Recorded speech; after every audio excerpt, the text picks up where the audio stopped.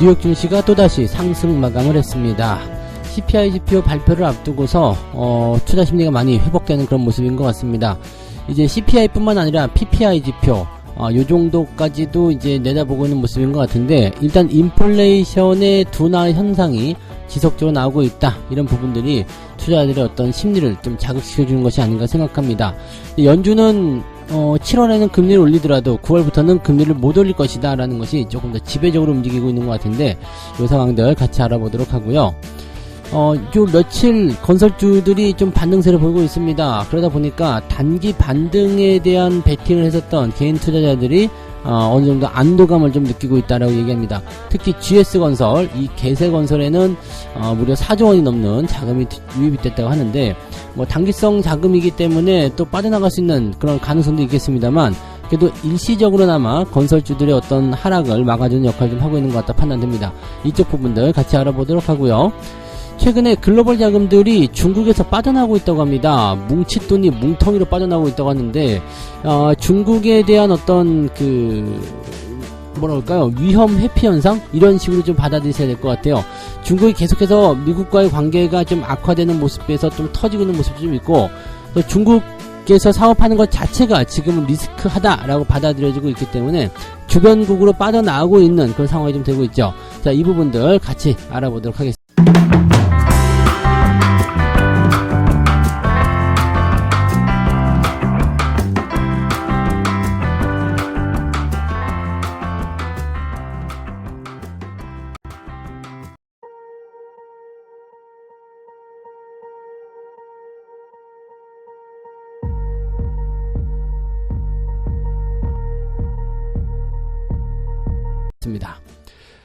네, 반갑습니다. 자, 오늘은 7월 12일 수요일입니다. 자, 오늘까지는 이제 증시가 상승세가 좀 보입니다. 일단 주 후반부 들어서도 큰 문제 없을 거예요.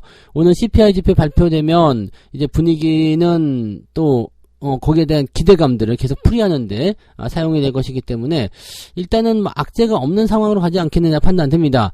FOMC가 다다음 주에 있지만 이때는 금리 올릴 것이다라고 전망되고 있기 때문에 현재로서는 뭐 시장의 발목을 잡을 만한 이슈는 별로 없습니다. 대신에 단기적으로 상승한 부분에서의 어떤 차익 매도는 나올 수 있겠죠.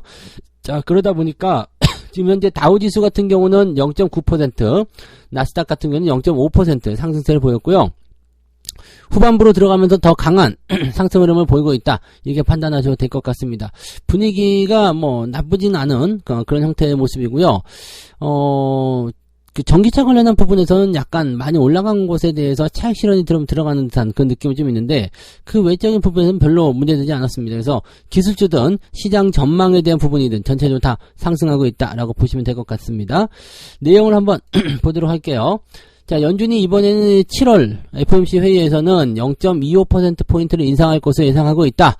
하지만 그 이후부터는 금리를 안 올릴 것이다 라고 얘기하고 있습니다. 연준에서는 금리를 올해 2번 더 올릴 것이다 라고 얘기하고 있기 때문에 7월 이후에도 한 번 더 올려야 된다 라고 생각을 해야 되겠습니다만, 시장에서는 됐어, 이렇게 못 올릴걸 이라고 얘기하고 있는 모습이죠. 자, 이 소비자 물가지표인 CPI 지표의 발표를 앞두고서 국채금리까지 떨어지고 있어요. 4% 아래로 떨어지는 모습이 10년물 국채금리에서 나타났는데, 이렇게 되면은 달러화는 약세를 보이고요. 전반적으로 안정화되는 형태로 갈 수 있겠죠.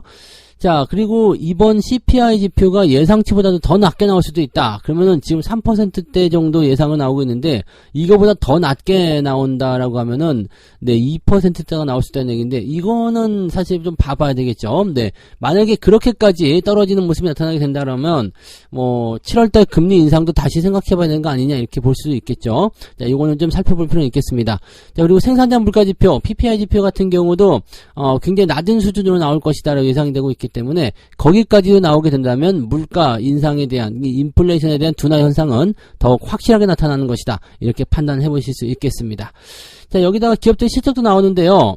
기업들 실적이 지금 JP모건 체이스, 웰스파고, 시티그룹, 블랙락, 그 다음에 펩시콜라, 그리고 델타항공, 유나이티드 헬스, 뭐 이런 식으로 이제 실적 발표가 나오게 됐는데, 이 기업들 같은 경우는 일단 괜찮다라고 생각은 좀 들긴 들어요. 그런데 기업들의 순이익은 지난해 대비해서 약 7% 정도 줄어들 것이다, 이렇게 전망이 되고 있다고 합니다. 당연히 경기가 더 좋아지는 과정으로 가야 되는데 순이익이 왜 줄었을까? 일단 보통 보면은 매출은 많이 늘어났을 거예요. 매출은 더 증가했는데 순이익이 줄었죠. 자, 이 부분을 연준의 금리 인상으로 따질 수 있다는 얘기죠. 야, 니들이 금리 인상 올리니까 뭐 금융 비용이라든지 뭐 빚 안 내서 사업하는 회사 없잖아 라고 얘기 나올 수 있거든요. 그래서 뭐 이게 금융 비용으로 빠져나가니까 돈 벌어가지고 다 이자 내고 있어. 니들 금리 너무 올린 거야. 뭐 이런 식으로 얘기가 나올 수도 있다. 판단할 수 있겠죠. 자, 은행들 파산하는 얘기나 뭐 기업들 순이익이 줄어드는 얘기나 뭐 매출이 증가하고 있는데, 즉 많이 팔리고 있는데도 불구하고 이익이 줄어든다는 것은 그런 식으로 해석할 수밖에 없습니다. 나가는 돈이 더 많다라고 봐주시면 되는 얘기죠. 그래서 이런 모든 것들이 전부 다 연준을 압박하는 요인으로 가게 될 것이다 라고 생각해 주시면 될 것 같고요. 자, 뉴욕 증시 전문가들은 뭐라 그랬을까요? 인플레이션이 둔화하게 될 경우에는 시장이 단기적으로 오름세를 계속 보일 수 있다 라고 얘기하고 있습니다. 지금은 FOMC를 기점으로 해서 약간 변화가 있긴 할 텐데 당분간은 상승하는 흐름이 나타나지 않겠느냐, 이렇게 판단이 일단 되고 있습니다. 그래서 지금은 약간 기대감을 좀 가질 수 있을 것 같고요. 연준이 이번에 이 CPI 지표 발표 이후에 FOMC를 열기 때문에 이 CPI 지표 발표에 대한 그 결과물에 따라서 올해 연준의 컨센서스가 이제 금리 인상 1회로 끝나버리게 된다, 7월에 끝났다라고 얘기하면 시장이 하반기 랠리를 보일 가능성이 높다는 얘기죠. 또 단기적 상승 랠리는 강하게 나올 것이고요. 그 흐름을 하반기까지 끌고 갈 것이다, 이런 식으로 분석이 되고 있습니다. 그래서 긍정적으로 생각하는 모습이고요. 현재는 CPI가 계속해서 하락하고 있다는 그런 추가적인 증거를 보게 될 것이다. 이 하락폭은 조금 둔화가 되겠죠. 근데 여전히 지금 보면은 올해 하반기까지는 CPI 지표가 계속해서 떨어질 것이다라고 전망되고 있습니다. 그래서 지금 현재로서는 2%대 진입은 뭐 시간 문제다, 뭐 다음 달부터 나온다, 뭐 이렇게 생각할 수 있기 때문에요. 하반기에도 뭐 이런 회복에 대한 긍정적인 기대치는 계속 확인하셔도 될 것 같다 생각됩니다. 자, 가장 문제는 이제 노동에 대한 부분이 되겠죠. 이제 실업, 이 고용 지표에 대한 부분이 될 텐데, 이 고용 시장까지도 약간 주춤하는 모습이 나타나게 된다라면 경기 침체 우려감이 생길 수밖에 없죠. 그래서 이 경기 침체 우려감이 나오게 되면 연준이 이제 이 통화정책에서의 경기 부양책으로 돌아설 수 있는 상황이 좀 됩니다. 그러면 금리를 인상하는 부분들을 바로 인하로 떨어질 수는 없기 때문에 지금 현재 시점에서 올 하반기까지의 금리 동결 구간이 지속될 필요성이 있다라는 거, 그 다음에 거기서부터는 경기가 계속 안 좋아졌다, 생각했던 것만큼 좋지 않아졌다라고 한다면 금리 인하로 갈 수 있는 상황도 열릴 수 있다. 자, 여기까지가 이제 다음 해에 내년도에 있을 경기 호전에 따른 또는 주가 상승을 기대할 수 있는 그런 요인 중에 하나가 아닐까라고 생각합니다. 전반적으로 큰 그림을 그렸을 때는 지금 시점이 바닥일 가능성이 굉장히 높다고 생각하실 필요가 있을 것 같아요. 그래서 국내 증시 같은 경우는 어제에 이어서 오늘도 상승 패턴 한 번 더 그리지 않을까 생각하는데, 자, 오늘까지 올라가면은 위쪽 2600포인트 근접하는 지점에서의 저항대가 있어요. 자, 그 저항대를 어떻게 풀이할 것이냐죠. 자, 단기에 뚫고 올라갈 것이냐, 아니면은 그 저항에 부딪혀서 살짝 들어올 것이냐, 뭐가 나와도 상관없습니다만은 일단은 상승 기조가 유지되면 된다. 즉 플러스 0.5가 올라가든 아니면 플러스 1%가 올라가든 일단 오름세로 보여주면 된다라는 거, 그 부분이 제일 중요하겠습니다. 지금 현재 시점에 지지라인을 지켜줘야지만이 이제 뭐 다음 주 정도에 골드 크로스를 만들던 주 후반부까지 이런 작업들을 해나갈 수 있을 거라 생각합니다. 만기를 앞둔 시점이기 때문에 약간 불안정한 모습이 있을 수 있겠습니다만 크게 걱정하지 않으셔도 될 것 같다 생각되니까 이 부분 참고하시고 마음 편하게 대응하시면 되겠습니다. 자, 두 번째 이야기로 넘어가도록 합니다. 두 번째 이야기는요, 간큰 투자 불개미들 건설주 반등에 안도감을 느끼고 있다. 대형 건설주가 요즘에 많이 내렸다가 순환 시대죠. 그러다가 이제 연속적인 강세 흐름을 보이고 있다. 자, 그래서 이 주가 폭락에 베팅을 했었던 개인 투자자들이 한숨을 돌리는 모습이라고 되어 있는데, 와, 이거 지금 한 달 동안, 이번 달이요. 이번 달 아직 다 지나지도 않았죠. 7월 3일부터, 지금 오늘이 12일이니까요. 이제 지난주부터 시작해가지고 이번 주까지 매수하기 시작한 그 GS건설에 매수 유입이 된 개인들의 자금이 4조 4,700억이랍니다. 4조 5천억 정도가 들어왔다는 얘기예요. 그러니까, 이건 뭐야? 이거는 단기적 악재로 끝날 거야. 예전에 봤지? 막 그러면서 훅 들어가는 모습이거든요. 뭐, 다시 전면 재시공 한대잖아. 뭐 이런 식으로 야, 와, 4조 5천억이면은 어마어마한 물량인데, 이거 그만큼 뭐 팔아먹은 사람들도 많았다라는 그 외국이나 기관들이 팔았겠죠? 그런 물량도 많았다라는 얘기가 되겠습니다만, 와, 일단은 순매수가 들어오는 모습은 대단하네요. 그리고 현대산업개발 쪽에는 4,300억, 대우건설은 2,400억, 현대건설은 1조 2,600억 정도 매수가 되었다. 떠나갔던 외국인도 조금씩 들어오고 있다, 뭐 이런 얘기도 있고요. 지분이 좀 늘어났대요, GS건설에. 그리고 뭐 그런 다른 대형 건설사들에게도 양호한 실적을 바탕으로 하는 그런 주가 상승이 하반기에는 일어나게 될 것이다. 이런 전망이 나오고 있습니다. GS건설은 5,500억 원 정도의 그런 그 전면 재시공 비용을 생각해야 되기 때문에 이 손실 상각이 있겠죠. 그래서 그런 부분들을 생각해 본다라면은, 요거는 이제 GS건설은 실적이 이번에 좀 애매하겠죠. 좀 애매하겠습니다만 그래도 네, 이 정도 맞기를 잘했어 라는 생각, 네, 그런 평가들을 많이 받고 있다라고 하니까 이렇게 되면은 네, 건설주들 다시 올라가는 거 아니야? 라고 생각할 수 있을 것 같기는 해요. 그런데 이 부동산 시장의 어떤 침체, 아직까지는 뭐 부동산 시장도 조금씩 좋아지고 있는 것 같긴 하더라고요. 근데 그런 부분들이 눈에 띄는 형태로 나타나지 않는 이상은 현재 건설주들의 움직임들은 네, 단기적 반등에 그친다라고 판단하셔야 되겠죠. 자, 증권가에서는 뭐라고 하고 있느냐? 최근 건설주 반등이 추세 전환으로 해석되는 것은 아직은 이르다라고 얘기하고 있습니다. 즉, 단기 반등은 일단은 나올 수 있다. 왜? 워낙 많이 빠졌기 때문에. 또 현재 시점에서는 불확실성이 상당 부분 해소가 된 상황이기도 하고, 또 해외 쪽에서 수주도 많이 터지고 있는 모습이라서 괜찮다라고 생각할 수 있는 모습이긴 한데, 현재 시점에서는 이 GS건설이 쥐고 있는 뇌관이 크죠. 예, GS건설에 대한 어떤 처벌 수위가 어느 정도 나올 것인지, 지금은 뭐 이제 그 전면 재시공이라든지 뭐 이런 것들을 다 해줬기 때문에 여기에서 이제 뭐 더 많은 어떤 처벌이라든지 그런 것들을 확장되지만 않으면 별 문제 없을 것 같죠. 또 이제 그 GS건설에 대해서 뭐 영업정지 이런 것들이 잘 방어가 된다라면, 영업정지 아니고 너희들 똑바로 해, 계속 감시할 거야, 이런 정도 시장으로, 이런 상황으로만 만들어지게 된다면 그 부분에서 나타나는 부담감은 확 줄어들게 되어 있습니다. 그래서 그런 내용들을 우리가 생각해 봐야 되지 않을까라고 판단되니까요.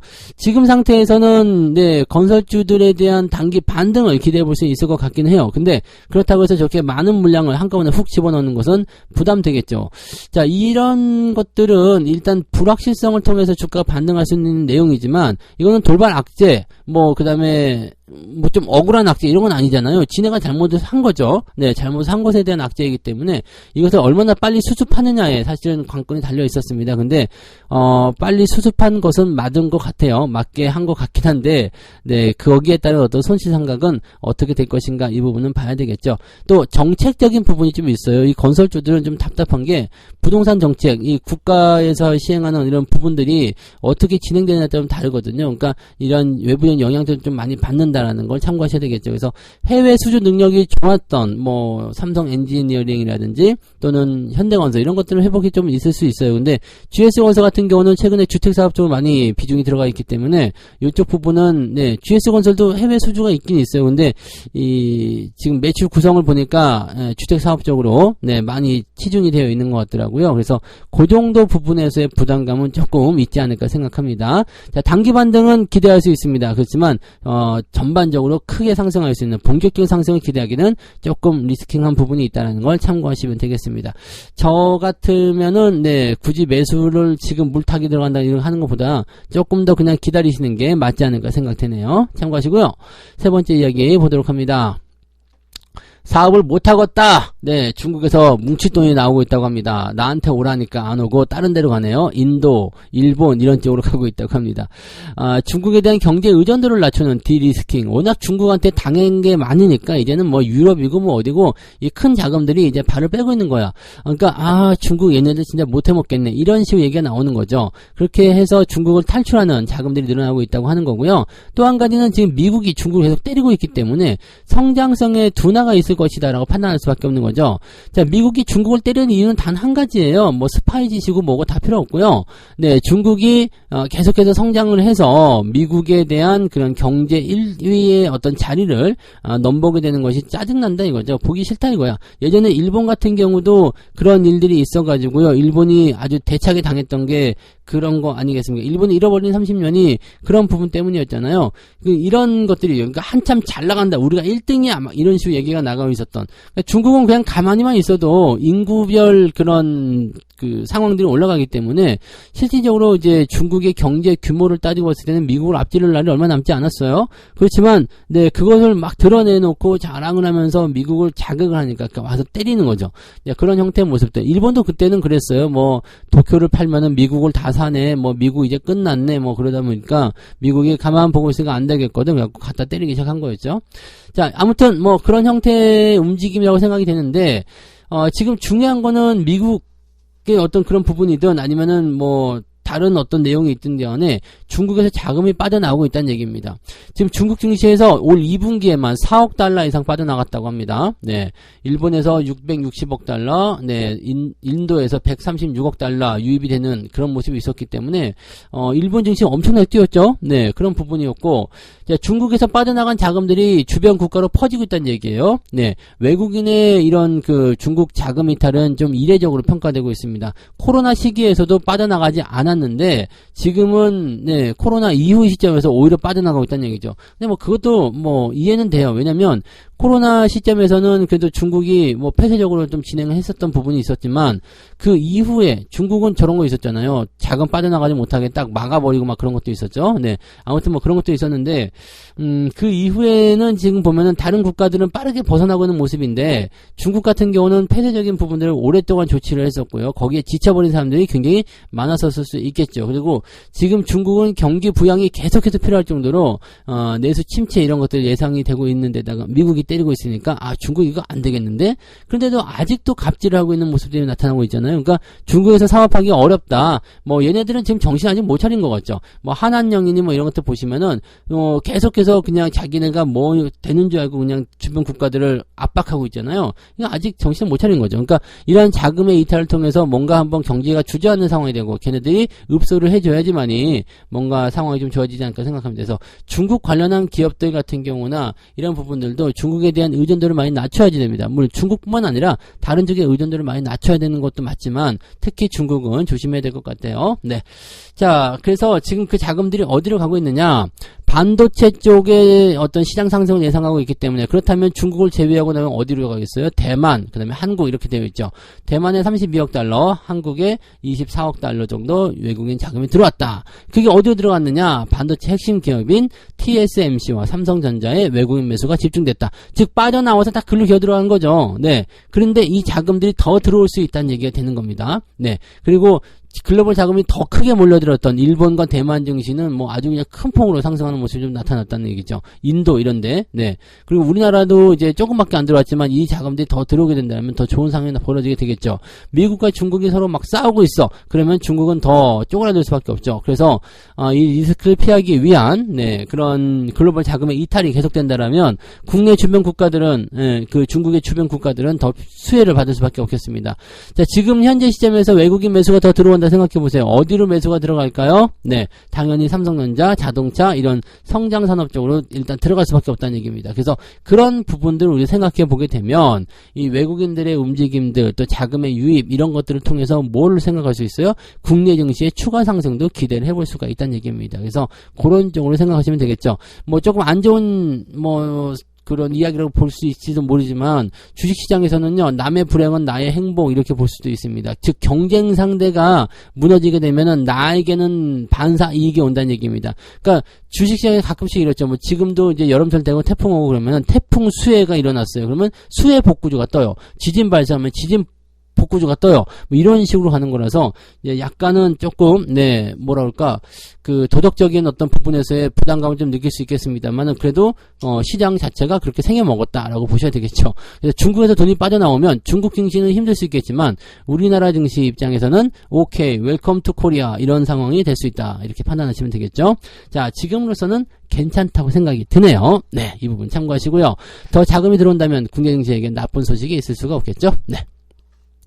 자, 이렇게 해서 오늘 세 가지 이야기 전달을 해드렸습니다. CPI 지표의 발표를 앞두고서 미국 증시가 상승세를 보였다는 거 우리에게 긍정적으로 작용하겠죠. 그래서 이번 주 후반부까지도 잘 유지가 될 수 있는 상황이 좀 있을 수 있겠는데 단기 반등 이후에 저항대를 어떻게 뚫어줄 것인가 이 부분은 오늘 장중에 좀 지켜봐야 될 것 같아요. 자, 그 다음에 건설주들의 단기 반등에 안도감을 느끼는 개인 투자자들이 늘어나고 있다고 하는데 이 기술적 반등입니다. 뭐 전체적으로 크게 돌아서려면 상황 자체가 많이 바뀌어야 돼요. 그래서 그런 부분들은 조금 더 지켜봐야 될 것 같고요. 자, 중국에서 탈출하고 있는 뭉칫돈을 살펴보게 되면 이제 중국에 대한 리스크한 부분을 좀 줄여야 되겠다 이런 식으로 얘기가 나오고 있습니다. 이런 것들을 우리가 살펴볼 필요가 있다는 얘기죠. 그래서 중국 쪽에서 자금이 이탈을 하게 된다면 거기에 대한 기대감들이 높아질 수 있다라는 것을 생각해 볼 수가 있겠네요. 이 부분 참고해 주시면 되겠고, 자, 책 한 곡 읽고 마무리하도록 하겠습니다. 주식의 수익률만 보고 부품 꿈에 사로잡히는 사람들이 있다. 냉정하게 말하면 수익률은 오랫동안 고생한 것에 대한 결과물이다. 고통이 없는 수익은 없다는 것이다. 수익은 고통을 감내할 수 있는 사람만이 얻을 수 있을 것이다. 자, 수익률만 보고서 부품 꿈에 사로잡혀 있어요. 와, 뭐 누구누구는 엄청 벌었대, 어디는 엄청 벌었대. 근데 그 사람들이 단순간에 일확천금 얻진 않았다는 얘기예요. 무슨 얘기냐면 이게 1년이고 2년이고 주식을 꾸준하게 보유하고 가꾸고 그렇게 해오면서 수익을 내왔다는 것이지, 갑자기 어느 순간 야, 나 주식 시작한다, 우와 바로 100% 이런 경우는 거의 없다는 얘기죠. 뭐 공모주 하시는 분은 그게 나올지 모르겠어요. 근데 요즘에는 그런 게 나오죠. 근데 그런 거 아니고서는 정상적인 투자에서는 그렇게 나오기가 어렵습니다. 그것만 여러분들이 기억해 주시면 된다는 얘기예요. 그래서 그 부분을 여러분들이 참고해 주시면 좋을 것 같습니다. 자, 여기까지 해서 이야기해 드리고요. 오늘은 그래도 좀 어제에 이어서 가볍게 상승 흐름을 보여줄 수 있는 부분이 좀 되겠습니다만, 올라서 시작한다, 상승 기준 만들어낸다 이렇게 됐을 경우에 저항대에 부딪히는 거, 그 부분은 반드시 생각하셔야 됩니다. 그래서 너무 서두르거나 급하게 대응하지 마시고요. 내일이 만기일이라는 거 잊으시면 안 돼요. 변수가 나타날 수 있다는 것 정도는 우리가 참고해 주시면 되겠습니다. 자, 오늘도 화이팅 하시고요. 저는 여기서 마치고요. 장중시장에서 다시 오겠습니다. 고맙습니다. 본 방송에서 제공되는 모든 정보는 투자 판단의 참고 자료이며 투자의 최종 책임은 본 방송을 이용하는 본인에게 있습니다.